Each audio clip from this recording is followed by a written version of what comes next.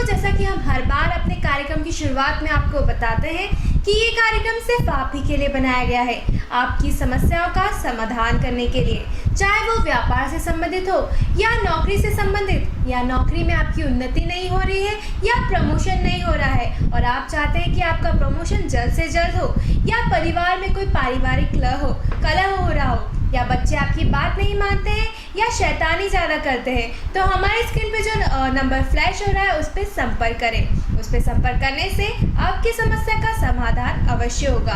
तो आनंद जी, जैसे कि आज दर्शकों हम आपको बताना चाहेंगे कि आज शनि जयंती है। तो शनि जयंती है और शनि भगवान को लेकर बहुत हवा बना हुआ है कि शनि भगवान ये कर देते हैं, उनके कारण हम बनते हुए काम उनका क्रोध इतना होता है कि जैसे हम कह सकते हैं ढैया और साढ़े साथी जो होती है वो शनि भगवान के कारण होती है, तो उनके कारण इतना डर बैठा हुआ है दर्शकों के मन में। तो आप हमें बताएं कि शनि भगवान है क्या, शनि है क्या? देखिए, ऐसा है कि हमारी चर्चा जैसे मंगल के विषय पे वृश्चिक राशि पे चल रही, वो हमारी चर्चा जारी रहेगी। लेकिन चूंकि आज शनि जयंती का खुशबू जी ने पूछा है, तो हमें सबसे पहले हमें मूल तत्वों के बारे में जानना होगा। आज हम सबसे पहले आज शाम को अपने एपिसोड में शनि के बारे में पूरी जानकारी देते हैं। तो सबसे पहले ये समझना पड़ेगा कि शनि आया कहाँ से। तो आप ये देखेंगे कि शनि की जो है वो 9 ग्रहों में से एक ग्रह शनि है। ठीक है जी। अब सवाल ये हो रहा है कि शनि कौन सा ग्रह है, छोटा ग्रह है या बड़ा ग्रह है? मित्रों, जानकारी के हिसाब से हम आपको बताना चाहते हैं कि पूरी पृथ्वी के चक्कर लगाने में शनि को पूरे 30 वर्ष लगते हैं। तो मतलब यदि आज कहीं घूम के गया और यदि कहीं वापस आज से जब आएंगे तो पूरे आज से 30 वर्षों के बाद सीधे सीधे आएंगे। यानी यदि यहाँ से आज आप इस कोने से स्टार्ट हुए तो अगले कोने तक आने आते आपको कितने साल लगेंगे? 30 वर्ष लगेंगे। इसी की तुलना में यदि चंद्रमा यदि पृथ्वी के भ्रमण करते हैं तो आज के बाद तुरंत 27 दिन वहीं टपक जाते हैं, मतलब तुरंत आ जाते हैं। तो ऐसी कंडीशन में शनि का बहुत बड़ा महत्व है। अब सवाल ये हो रहा है कि शनि के बारे में प्राचीन कहानी प्रचलित है कि रावण जो था वो बिल्कुल अजर अमर होना चाहता था। उन्होंने सारे ग्रहों को अपने आप बांध रखा था। तो बांध रखा था तो उनका जो उनका जो जन्म हुआ था तो वो सारे ग्रहों को एक साथ एक 11वें घर में एकादश भाव में लाना चाहते थे। एकादश भाव में ला करके वो अजर अमर होना चाहते थे। तो सवाल ये हुआ कि शनि की कुल दृष्टि के कारण थोड़ा सा शनि खिसक गए। तो सारे के सारे ग्रहों को उन्होंने बंदी बना रखा था और शनि ने अपना थोड़ा सा अपना टांग बाहर निकाल करके और एंट्री को चेंज कर दिया। तो जिसके कारण उनकी पूरी की पूरी रावण की जो प्लान था वो सारा का सारा चौपट हो गया। तो जो अजर अमर होना चाहते थे, जो स्थायी रूप से अपनी सत्ता को बरकरार रखना चाहते थे, अपनी महत्वाकांक्षाओं को बड़े रूप में पूरी करना चाहते थे, उनकी पूरी पूरी महत्वाकांक्षाएं मतलब समाप्त हो गई, सफल नहीं हो पाए। तो ऐसे शनि भगवान की उत्पत्ति वहाँ से सबसे पहले माना जाता है। अब सवाल ये है कि जो शनि भगवान है वो सूर्य के पुत्र हैं। सूर्य और शनि में 36 का आंकड़ा है, पिता पुत्र में 36 का आंकड़ा है। अब ये जहाँ सूर्य होता है वो पिता कभी भी दुष्ट नहीं हो सकता, लेकिन पुत्र दुष्ट होता है। तो क्या होता है कि पिता उसको पालता पोषता बड़ा करता है, उसके बाद भी एक बच्चा अपने पिता को निरंतर आरोप प्रत्यारोप लगाता रहता है। तो उसी तरह शनि और सूर्य का कॉम्बिनेशन अच्छा नहीं माना जाता है। अब एस्ट्रोलॉजिकल हम इसको और गहराई से बात करेंगे कि शनि जो है 1 से लेकर 12 राशियां जो होती हैं, उस 1 से लेकर 12 राशियों में एक दशम घर का मालिक होता है, एक 11वें घर का मालिक होता है। तो ये 2 स्ट्रेंथ लेकर के शनि पैदा हुए हैं, जिसकी एक की मकर राशि और एक की कुंभ राशि है। अब मित्र, सबसे पहले शनि का मूल तत्व समझने की कोशिश करें। शनि होता क्या है? शनि यानी संघर्ष, शनि यानी मेहनत, शनि यानी परिश्रम, शनि यानी कोई शॉर्टकट नहीं, शनि यानी जीवन में वो परिश्रम जिसको आदमी थकते हुए आनंदमय हो जाए। अब सवाल हो रहा है कि हर व्यक्ति जीवन में क्या चाहता है? शॉर्टकट चाहता है। कोई भी व्यक्ति मेहनत नहीं करना चाहता, कोई भी व्यक्ति परिश्रम नहीं करना चाहता, हर व्यक्ति एसी में बैठना चाहता है, हर व्यक्ति अपनी व्यवस्थाओं को सिस्टमेटिक और कम समय में ज़्यादा चीज़ें प्राप्त करने की कोशिश करता है वो, और जिससे उसे मेहनत, जिस काम में उसे मेहनत नहीं करनी पड़े वही काम वो करने की सोचता है। तो कम समय में वो ज़्यादा अचीवमेंट चाहता है। अब सवाल ये हो रहा है, शनि न्यायकारी है, शनि सिद्धांत है, शनि आदर्श है, शनि पुरातत्व है, शनि प्राचीन संस्कृति की धरोहर है, शनि गुप्त रहस्य है, शनि रिसर्च है, शनि जीवन में आपको जीवन का गहरा अनुभव है, शनि सीनियर पर्सन है। अब सवाल ये हो रहा है कि आप क्या चाहते हैं कि आप तपना नहीं चाहते, आप मेहनत नहीं करना चाहते हैं। इसमें एक और महत्वपूर्ण चीज है कि शनि न्यायकारी है। क्या है? न्यायकारी। अब सवाल ये हो रहा है कि जब व्यक्ति की शनि की जीवन में शनि की जो उम्र हम महादशा मानते हैं, जो उम्र मानते हैं जी, शनि जी। की, वो आफ्टर हम 39 मानते हैं। शनि का प्रभाव जो है वो 39 तक रहता है। आफ्टर 39 के बाद स्ट्रेंथ चेंज हो जाती है। अब सवाल ये हो रहा है कि सबसे पहले क्या हुआ कि आपने जीवन को समझने की कोशिश नहीं करी। आपने भाई को भाई नहीं समझा, माँ को माँ नहीं समझा, पत्नी को पत्नी नहीं समझा, पड़ोसी को पड़ोसी नहीं समझा। आपने हर व्यक्ति से बेईमानी करी, हर व्यक्ति से सब कुछ करा। तो क्या हुआ कि जब समय अच्छा रहता है तो आप अच्छे समय में जो भी गलत से गलत काम करेंगे सब सफल हो जाते हैं। और जब आपका क्या होता है, एक तो शनि की जो ढैया चलती है, एक हिसाब आपका उसमें होता है कि आपने कितना लिया कितना दिया। दूसरा शनि की 7.5 में हिसाब होती है कि आपका लेन देन क्या है। जी। तो क्या है मित्रों की जब भी शनि की 7.5 या शनि का ढैया आता है तो क्या होता है, आपने जैसे किसी किराने की दुकान से आप हर महीने, क्या है सरकारी आदमी है, हर महीने पुराना लेते नया देते, पुराना लेते नया लेते हैं। एक क्या होता है, जब तक आप पुराना नहीं चुकाओगे तब तक आप नया नहीं ले सकते। तो उसी तरह क्या होता है, आपके जीवन का मूल्यांकन हर 15 साल में, हर 30 साल में, या शनि की ढैया जब जब लगती है और शनि का जो 7.5 लगती है तब आपके जीवन का मूल्यांकन होता है। जैसे क्या होता है, आपकी परीक्षा होती है, आप 10th 12th 11th जिसमें भी है, तो क्या होता है साल में एक बार आपकी परीक्षा होती थी। और परीक्षा देते जाओ, अगली क्लास पढ़ते जाओ, परीक्षा देते जाओ।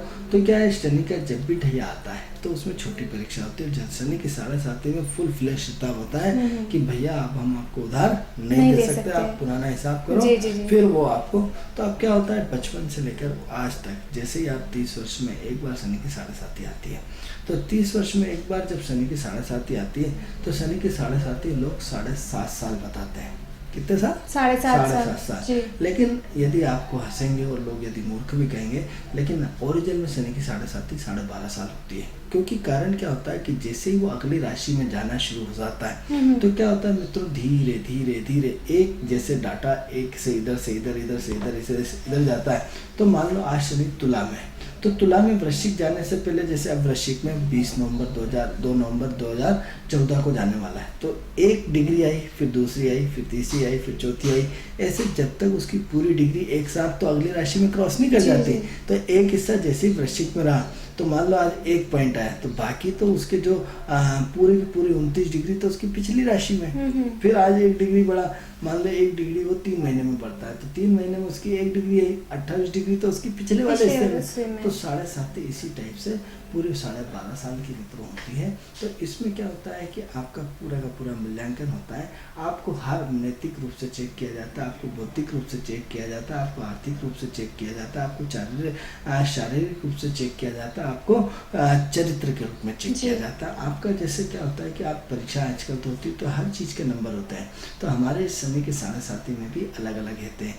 जैसे आपने 19 आप सिर पे आए तो क्या होगा, बौद्धिक स्तर होगा। अब आप पेट पे आए तो क्या होगा, आपके पेट की स्थिति इन द सेंस आपके खान पान और अंदरूनी सिस्टम होगा। अब आपके पैर पे आए, पैर मतलब वर्कलोड की कैपेसिटी, आपकी काम करने की क्षमता है, आपकी भागने की क्षमता है। तो क्या करा, प्रथम में आपके बुद्धि का आंकलन किया, सेकंड में आपके पूरे अंदरूनी आंकलन किया, क्योंकि आत्मा से परमात्मा, अंतर आत्मा जो अंतर हृदय के अंदर जब वो आता है तो उसकी नेगेटिविटी पॉजिटिविटी का आपस में युद्ध होता है, और जिसकी ताकत ज्यादा होती है वो जीत जाता है। इसी तरह तीसरा चरण का होता है, पैरों में होता है। तो फर्स्ट सेकंड थर्ड, अब सवाल ये हो रहा है कि शनि की 7.5 में आपको ये देखना पड़ेगा कि आपकी बौद्धिक लेवल क्या है, आपकी आत्मिक लेवल क्या है, आपकी शारीरिक लेवल क्या है। क्षमताओं का सब आकलन होता है मित्रों, ये याद रखिए। तो अब सवाल ये होता है किसी को प्रकृति किस रूप में मारती है, किसी को किस रूप में मारती है, किसी को किस रूप में मारती है। इसी तरह प्रकृति प्यार भी करती है, किसको किस रूप में क्या देती है। किसी के लड़के अच्छे निकल गए वैसे खुश हो गए, वो बोलता है मेरी सबसे अच्छी दौलत यही कि मेरे बच्चे मेरा सम्मान करते हैं। किसी को अच्छी पत्नी मिली और मेरा धन तो यही है। अब आपके तो साहब धन धन धन, अरे आपको खूब सम्मान मिला, अरे आपका धन सम्मान भी तो एक धन है। आपकी अच्छी दुकान मेन रोड पे घर है वो भी तो आपका धन है। आपकी पद प्रतिष्ठा, आपकी अप्रोचेस, आपकी ताकत, आपकी सोच, आपकी क्वालिटी, आपका ज्ञान, आपके विचार, ये भी तो धन है। आपके गाड़ी घोड़े मकान, ये भी तो धन है। तो धन का स्वरूप कितना है, तो क्या होता है कि अच्छा धन और बुरा धन। अब क्या होता है, संतान खराब निकल गई, व्यक्ति आपका कहना नहीं मान रहा, पत्नी आपकी कहना नहीं मान रही, तो क्या वो नेगेटिव धन हो गया। और ये यदि आपके कर्म अच्छे हैं तो क्या हुआ, पॉजिटिव धन हो गया। अब इससे और ज्यादा अच्छा है तो आपका यदि दान पुण्य अच्छा है तो शारीरिक धन। यदि क्या होता है, कई लोगों को आपने सुना होगा कि साहब मेरे घर में तो भगवान की ऐसी कृपा है कि मेरे घर में 1 रुपए की भी गोली नहीं लगती। और दूसरा पक्ष ऐसा भी होता है कि हे भगवान इस बीमारी से बचा ले, पैसे दे दे के परेशान हो गए। यानी कि दोनों नेगेटिव और पॉजिटिव हमें आए दिन समाज में देखने को मिलता है। अब प्रश्न ये होता है कि आपकी सोच क्या है, आपका 30 साल का मूल्यांकन क्या है, आपने कर्म कितने अच्छे किए हैं। क्योंकि एक सवाल हो रहा है, हम बार बार आपको कहते हैं कि आप जैसे आपकी हर एंगल पे ईश्वर की नज़र है। यदि आप ज्योतिष को मानते हैं, यदि आप ईश्वर को मानते हैं, तो हर एंगल पे आपके उसने कैमरे फिट कर रखे हैं। आपकी सोच पे, आपकी क्वालिटी पे, आपके रहन सहन पे, आपकी खान पीन पे, आपके आचार विचार पे, आपके रहन सहन पे, आपके चरित्र पे, आपके विचार पे, हर चीज़ पे उसने क्या करा है, कैमरे फिट कर रखे हैं। उसने 12 भाव और 9 ग्रहों को इसी काम के लिए आपके पीछे लगा रखा है, जो ब्रह्मांड के निरंतर आपसे एक्टिविटी का फ्लो नेगेटिव और पॉजिटिव में बना के रखते हैं। अब सवाल ये हो रहा है कि आपके डीएनए क्या है, आपका संसार क्या है, आपकी वो क्या है। अब सवाल ये हो रहा है कि कई लोग ये सुनने को देखने को मिलता है, साहब मैं तो बहुत अच्छा चलता हूँ उसके बाद भी परेशान हूँ। और एक कहता है साहब मैं तो ये आदमी बिल्कुल फ्रॉड है, 20 दिन भर बेईमानी करता है, दिन भर चरित्रहीन है, दिन भर गलत काम करता है, उसके बाद भी ऊपर बढ़ता हुआ चला जा रहा है। मित्रों बार बार हम आपसे एक बात हमेशा कहते आए हैं कि प्रारब्ध का बहुत बड़ा खेल है। प्रारब्ध के संचित का ही सारा खेल है। प्रारब्ध के संचित कर्मों का आधार ही कि हम आज आपके सामने बैठे हैं। यदि प्रारब्ध का संचित पुण्य नहीं होता तो मित्रों हम आपको ज्योतिष की जानकारी नहीं दे पाते। प्रारब्ध का संचित कर्म जिसने हमें ज्योतिष बनाया। मित्रों हम पूर्व जन्म में भी ज्योतिष थे, इस जन्म में हमने इतनी जल्दी ईश्वर ने सब कुछ कर दिया, इसका मतलब सिर्फ राख हटी।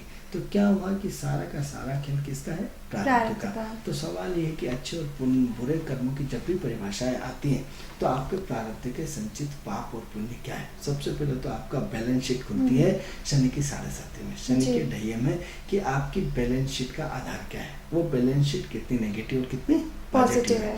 अब यदि आपकी बैलेंस शीट पॉजिटिव है और आपके कर्म अच्छे हैं, आपका व्यवहार अच्छा है, आपकी सोच अच्छी है, आप परिवार के प्रत्येक सदस्य का ध्यान रखते हैं, आप प्रकृति के प्रत्येक चीज़ का ध्यान रखते हैं, आप प्रकृति में पानी देते हैं, प्रकृति में अपना अन्नदान करते हैं, प्रकृति के पशु पक्षियों को सहायता करते हैं, आप प्रकृति में अपने कमाई का 2% हिस्सा दान करते हैं। यदि प्रकृति के जितने नए काम है आप समाज और समाज का ऋण चुकाते हैं तो मित्रों ये साढ़े साथी आपको वो कमाल की चीज़ दिखाती है कि आपने बैंक का चक्रवृद्धि ब्याज तो सुना होगा, उस चक्रवृद्धि ब्याज का करोड़ों गुना मिला के प्लस प्लस प्लस में ऐसे 1000 प्लस लगा दीजिए। जैसे ही शनि की 7.5 आती व्यक्ति वो शिखर छूता है जिसकी की कल्पना भी नहीं कर सकते। अब इसी का हम नेगेटिव बात करें कि यदि बैलेंस शीट नहीं ले, आपके पाप ही पाप की बैलेंस शीट है, तो अब सवाल ये हो कि ऊपर से 7.5, ऊपर से आपके भाइयों से संबंध नहीं, आपकी माँ से संबंध नहीं, आपके पड़ोसी संबंध नहीं, आपकी पत्नी से अच्छे संबंध नहीं, आप किसी का हित ध्यान नहीं रखे, हर चीज़ आन दो, आप अवसरवादी होते जा रहे हैं, आप भावनाशील न होकर के हर व्यक्ति को शोषण इमोशनल कर रहे हैं। मित्रों 2 चीज़ें होती हैं, एक जान करके करना और एक अनजाने में करना। जी। जब हम कई चीज़ें अनजान होते हैं लेकिन हमारा IQ उस लेवल का नहीं होता कि अनजाने में हमसे, अब किसी को आप किसी चीज़ को आप पीछे गौर से देख रहे हैं, अब कोई लड़की खड़ी है, आप सोच रहे हैं कि वो मुझे देख रहा है, जबकि ये नहीं, आपका दृष्टिकोण तो था ही नहीं उस लड़की के, तो लड़की के पीछे कोई सुंदर मकान बना हुआ था, आप उसको देख रहे हैं। लेकिन कई बार आप गलतफहमी के शिकार हो जाते हैं और आपको खोना पड़ता है कि अरे वो लड़का बदमाश है, जबकि वास्तविक सच है कि उसकी तो उस पर नजर भी नहीं जाती है और व्यक्ति किसी और को देख रहा था। कई बार क्या है, राहु ऐसी गलतफहमी पैदा कर देता है। किसके कारण, ग्रहों के कारण, ये आपके अच्छे और बुरे कर्म का। तो सवाल ये हो रहा है कि मित्रों सबसे पहले ये देखिए कि आपकी प्रारब्ध स्थिति का जो संचित पुण्य है यदि वो नेगेटिव है, आपको अपने प्रकृति के ऋणों को नहीं चुकाते हैं। मित्रों कर्ज ऋण किसके रूप में आता है, पितृदोष के रूप में बन के आता है। ऋण कालसर्प योग के रूप में आता है, ऋण पितरों के शाप के रूप में आता है। तो आपने सबसे पहले हर चीज़ का गवर्नमेंट का ऋण चुकाते हैं, टैक्स भरना पड़ता है नहीं भरना पड़ता है। आप स्कूल पढ़ाते हैं अपने बच्चे को, उसका टैक्स भरते हैं नहीं भरते हैं। आप गाड़ी में चलते हैं उसका टैक्स भरते हैं नहीं भरते हैं। आप खाना जो भी खाना खाते हैं किसका, हर चीज़ का पे करते हैं। तो प्रकृति तो ऐसे ही जो आपने प्रारब्ध में कर्म किया और जो आपको पितृदोष और बाकी आपने कालसर्प योग पता है तो उसका भी हमें टैक्स भरना पड़ता है। तो सवाल ये हो रहा है कि जब आप सारा का सारा सिर्फ अवसरवादी बन जाते हैं, खुद के लिए खुद अपनी अच्छी होटल में खाना, अच्छी होटल में रहना, अच्छी गाड़ी में घूमना, पत्नी और बच्चे कह रहे हैं आप उनको घुमा ही नहीं रहे, आप उनको टाइम ही नहीं दे रहे, तो क्या कर रहा है, आप अपने फर्ज के प्रति वफादारी नहीं कर रहा है। कर शनि का दूसरा नाम मित्रों, एक चीज और बताता हूँ, अपने फर्ज को आप मत जाओ मंदिर, मत करिए दान। आपकी अपनी ड्यूटी क्या है, आपका अपना फर्ज क्या है, अपना कर्तव्य क्या है। सिर्फ आप अपने जीवन में कर्तव्य क्या है कि मेरी माँ के प्रति कर्तव्य क्या है, पिता के प्रति कर्तव्य क्या है, भाई के प्रति कर्तव्य क्या है, समाज के प्रति कर्तव्य क्या है, नौकर के प्रति कर्तव्य क्या है, समाज मतलब अपने बॉस के प्रति कर्तव्य क्या है, अपने बड़ों से ऊपर वालों के प्रति कर्तव्य क्या है, नीचे वालों के प्रति कर्तव्य क्या है, बस के प्रति कर्तव्य क्या है, सरकार के प्रति कर्तव्य क्या है। यदि हम अपने सिर्फ कर्तव्य का बोध होना सीख जाए मित्रों, शनि की 7.5 आपको कभी जिंदगी भर कभी परेशान नहीं करेगी, चाहे आप मंदिर जाओ या ना जाओ। आप देखोगे जितना ज़्यादा मंदिर जाते हैं, यदि उसकी हिस्ट्री आप खोलेंगे तो कहीं ना कहीं उसके जीवन में नेगेटिविटी ज़्यादा रही होगी। क्योंकि एक अच्छी पुण्य आत्मा को मंदिर जाने की आवश्यकता क्या है, क्योंकि एक मंदिर में जिसका भगवान से डायरेक्ट बात होती है, उन्हें जो है भगवान मेरी रक्षा करना, उसने तो आपने यहीं से बट बात होगी, क्या जरूरत है आपको मंदिर जाने की। लेकिन कई बार ऐसा देखा गया है कि आपकी वो रिलेशनशिप हो जाती है, जैसे आपके गौतम बुद्ध देख लीजिए, आपके शिरडी साईं बाबा देख लीजिए, उन्होंने कौन से मंदिर गए, ये तो डायरेक्ट क्वेश्चन है, गुरु नानक कौन से मंदिर गए डायरेक्ट। तो आनंद जी, इनके जो कर्म थे वो तो अच्छे कर्म थे, इस कारण से वही तो वही हम आपको बताना चाहते हैं कि यदि आपके जीवन पे पाप हैं, यदि आपके जीवन में यदि अच्छे कर्म नहीं है, तो शनि के 7.5 चक्रवर्ती से मतलब चक्रवर्ती से निपटा डालती है, यानी देता है तो छप्पड़ फाड़ कर लेता है, तो छप्पड़ फाड़ के। हेलो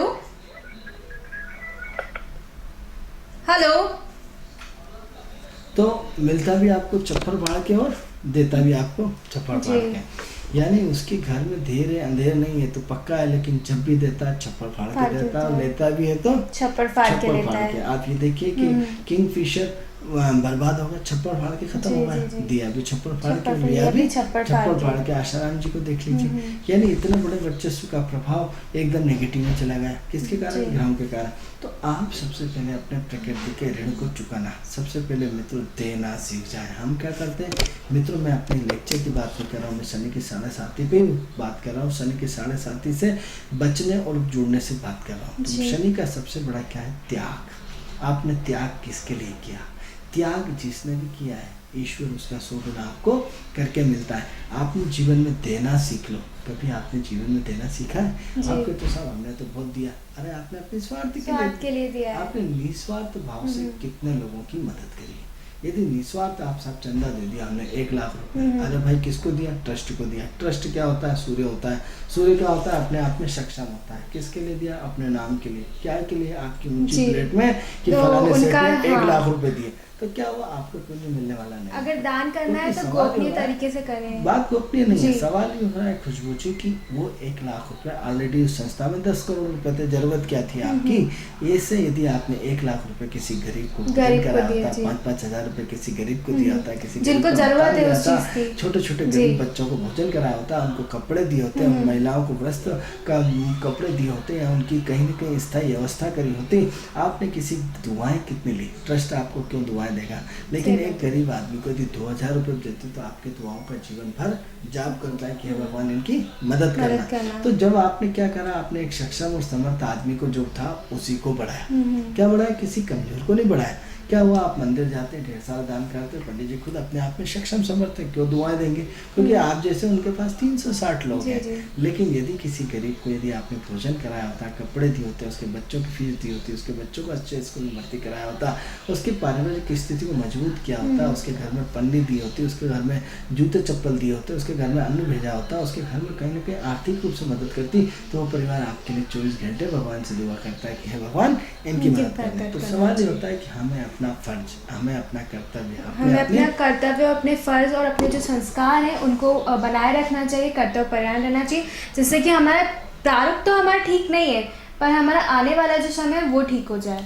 तो मित्रों क्या होता है कि जो कुछ होता है कर्तव्य का खेल होता है। आपका फर्ज किसके प्रति, समाज के प्रति, परिवार के प्रति। अब सवाल ये होता है, ये शनि की 7.5 होती है। अब क्या होता है, जैसे आप जीवन में कर्म क्षेत्र में जैसे जैसे समझदार होते जाते हैं तो मित्रों क्या होता है कि तब तक तो आपको पता ही नहीं पड़ता है कि आप कहाँ गलत हो कहाँ सही। जब आपके ऊपर जिम्मेदारी का बोझ होता है और जब आप कमाना शुरू करते हैं तब आपको जीवन की सच्चाई का अनुभव होना शुरू हो जाता है। तब आपको लगता है कि जीवन सत्य क्या है। मित्रों जब आप कमाई और बाप कमाई, जब अपने परिवार के थ्रू सारी चीज़ें मिलती हैं तो जीवन भर आदमी ऐश करता है। जब खुद कमाने निकलता है तब उसको धन की वैल्यू मालूम पड़ती है, उसको समय की वैल्यू पड़ती है, उसके पिता की वैल्यू मालूम पड़ती है कि मेरा बाप कितनी मेहनत करके कमा के हमारा पेट भरते हैं, हमारी शिक्षा करते हैं। तो सवाल ये हो रहा है कि मित्रों सबसे पहले ये देखिए कि जो शनि है वो न्यायकारी है। अब क्या हुआ, 30 साल का आपका एजेंडा खुलेगा कि आपकी कितनी नेगेटिविटी कितनी पॉजिटिविटी। अब सवाल ये हो रहा है कि जो लोग शनि के थ्रू चलते हैं, शनि के थ्रू अपने जीवन को बढ़ाते हैं, उनके जीवन में तरक्की होती ही रहती है। क्या होता है, सादा जीवन उच्च विचार, कि आप कितने ही बड़े हो जाएं लेकिन आपके अंदर वो सादगी है, आपके अंदर वो व्यवहार है, आपके अंदर वो सोच है कि जिसकी की कोई कल्पना नहीं कर सकते। अब क्या होता है कि दो तरह से, जैसा आपका गाना वैसा उसका बजाना। तो जैसे जिस तरह आप अपने कर्मों को करते हैं उसी के आधार पर ईश्वर भी आपको अच्छे और बुरे फल देता रहता है। अब प्रश्न ये उठता है कि हम इसमें दो चीजें होती हैं कि हम जीवन में एक साथ संपूर्ण सुविधा चाहते हैं। क्या चाहते हैं? संपूर्ण सुविधा चाहते हैं। कुंडली के 12 भाव हैं, उसमें धन भी चाहते हैं, वैभव भी चाहते हैं, पद प्रतिष्ठा भी चाहते हैं, पत्नी से प्यार भी चाहते हैं, बच्चे अच्छे निकले ये भी चाहते हैं, हमारी दुनिया का वर्चस्व ये भी चाहते हैं, हमारी इंडस्ट्री हो, गाड़ी घोड़े हो, बंगले हों ये भी चाहते हैं, और दूसरा ये भी चाहते हैं कि हमारे नीचे सब काम करें, हम बॉस बन के टॉप रहे। और ये भी चाहते हैं कि सारी दुनिया पे हमारा कब्जा हो, हमारा वर्चस्व हो, हमारी एक छत्र पिक्चर हो, हम जैसे ही घर से बाहर मिले लोग हमारे यूँ, और जबकि हमने लोगों के लिए कुछ नहीं किया है। अब सवाल ये हो रहा है मित्रों कि सवाल ये हो रहा है कि आप जीवन के एक पार्ट को देखिए कि आप संपूर्ण चीजें द्रौपदी का उदाहरण देंगे। द्रौपदी के बारे में जानते हैं आप? नहीं जानते। यदि जो लोग जानते हैं पुनः आपको रिवीजन कर रहा हूँ कि द्रौपदी ने क्या करा, बहुत बड़ा तप किया। तप करके क्या पाला कि जब तप से भगवान प्रसन्न हुए तो उन्होंने वरदान मांगा कि बोलो वरदान होना, मुझे 5 वरदान चाहिए। उन्होंने कि क्या होना, कि उन्होंने साहब मेरा पति तो सबसे सुंदर होना, हमने तथास्तु। उन्होंने साहब मेरा पति सबसे ज्ञानी होना, उसके बराबर कोई ज्ञानी नहीं होना, तथास्तु। उन्होंने मेरा पति इतना धनुषधर होना कि इसके बराबर कोई धनुषधारी ना हो। मेरा पति इतना विद्वान। अब मित्रों एक चीज कि जो भगवान की कृष्ण की 16 कलाएं हैं उनमें से 5 कलाएं थी। अब एक व्यक्ति के अंदर एक विशेषता रह सकती है। आप चाहते हो डॉक्टर भी मैं बन जाऊं, इंजीनियर भी मैं बन जाऊं, व्यापारी भी मैं बन जाऊं, इंडस्ट्री भी मैं बन जाऊं, राजनीति भी मैं बन जाऊं, परिवार का हर व्यक्ति का, समाज का कलेक्टर कमिश्नर भी मैं बन जाऊं। तो एक आदमी क्या क्या बनेगा? जीवन में आपको एक ही तत्व। इसीलिए जब द्रौपदी का विवाह कार्य संपन्न हुआ तो जैसे ही उसने जीता तो माँ ने बोला बेटा जो लाए हो उसको बांट के खा लो। तो उन्होंने क्या करा, 5 पांडवों में बढ़ गई। अब प्रश्न जब नाटक नौटंकी शुरू हुई, द्रौपदी भी विद्वान थी, बहुत माँ दुर्गा का रूप थी, तो उनको जब उनको ये पूछा गया भाई आपने क्या करा, इतनी बड़ी गलती कैसे करी, मैं तो वो फलाना। तो भगवान कृष्ण आए, उन्होंने कि आँख बंद करो, अपना पूर्व जन्म देखो कि तुमने क्या किया। तो पूर्व जन्म में उन्होंने बहुत घोर तपस्या करके 5 वर मांगे। तो उन्होंने कि ये बताओ कि मैंने तो तुम्हारी इच्छा पूरी करी, मैंने तो तुम्हें वर दिया है, तो जो तुम्हारी तपस्या थी उसको मैंने पूर्ण किया।